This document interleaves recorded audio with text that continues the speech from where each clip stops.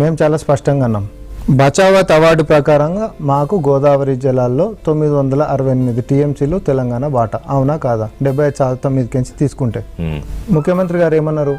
న్యాయబద్ధంగా assured waters మావి ఏవైతే ఉన్నాయో అష్యూర్డ్ వాటర్స్కి గ్యారంటీ కేంద్రం మాకు ఇవ్వాలి. ఆ అష్యూర్డ్ వాటర్స్ కిందనే కడుతున్నటువంటి ప్రాజెక్టులకు పర్మిషన్లు ఇవ్వాలి. At the same time AP నుంచి ఎట్లాంటి అబ్జెక్షన్స్ రావద్దు అని చెప్పి అన్నాం. మేము 3000కి సంబంధించినటువంటి ప్రాజెక్టులు మేము కట్టుకుంటాం, మేము మీద ఉన్నాం కాబట్టి మేము పెత్తనం చెల్లాస్తాం, మేము తోడెళ్ళామని మేము అనలే. మేము చాలా స్పష్టంగా చెప్పినాం. మేమేమన్నాం? మా ముఖ్యమంత్రి గారు మరీ స్పష్టంగా చెప్పినారు, అష్యూర్డ్ వాటర్స్ న్యాయబద్ధంగా తెలంగాణకి గోదావరి పరివాహకంలో మాకు రావాల్సినటువంటి దానికి కేంద్రం అనుమతి ఇవ్వాలి. చంద్రబాబు నాయుడు గారికి ఏపీ అయినా తెలంగాణ అయినా రెండు కళ్ళ లాంటివి అని చెప్పి ఆయన చెప్తాడు.